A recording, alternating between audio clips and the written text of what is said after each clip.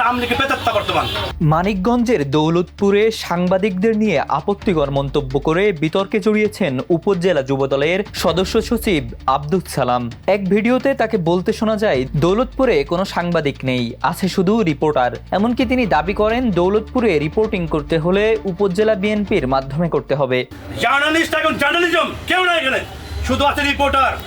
এই রিপোর্টের কাজ চালাতে গেলে দৌলতপুর উপজেলা বিএনপির মাধ্যমে কার্যক্রম চালাতে হবে।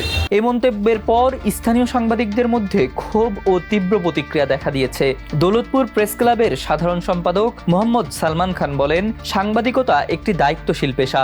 সাংবাদিকদের নিয়ে এমন বিরূপ মন্তব্যের নিন্দা জানিয়ে তিনি বক্তব্য প্রত্যাহারের দাবি জানান। এদিকে জেলা যুবদলের আহ্বায়ক কাজী মোশতাক হোসেন দীপু জানিয়েছেন, বিষয়টি সংগঠনের নজরে এসেছে। আব্দুস সালামকে কারণ দর্শানোর নোটিশ দিয়ে তার ব্যাখ্যা চাওয়া হবে।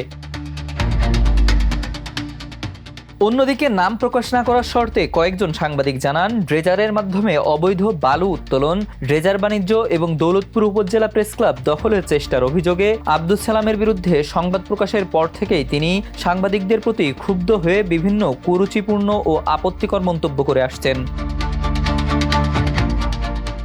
এ বিষয়ে জানতে উপজেলা যুবদলের সদস্য সচিব আব্দুস সালামের মুঠোফোনে যোগাযোগ করা হলে তিনি বলেন, যেসব সাংবাদিক আওয়ামী লীগপন্থী তাদের বিরুদ্ধে ব্যবস্থা নিতে বলেছি, আর যারা দেশের জন্য কাজ করে তাদেরকে স্বাগত জানাই। দৌলতপুর সাংবাদিক আপনার কমিটি মানে দিচ্ছে কমপক্ষে 30-35 জন। হ্যাঁ, তাহলে 4 জন বাদে বাকিগুলো আমি তো কেউ কিছু কয় না।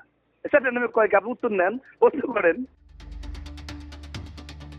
Desk report, the news.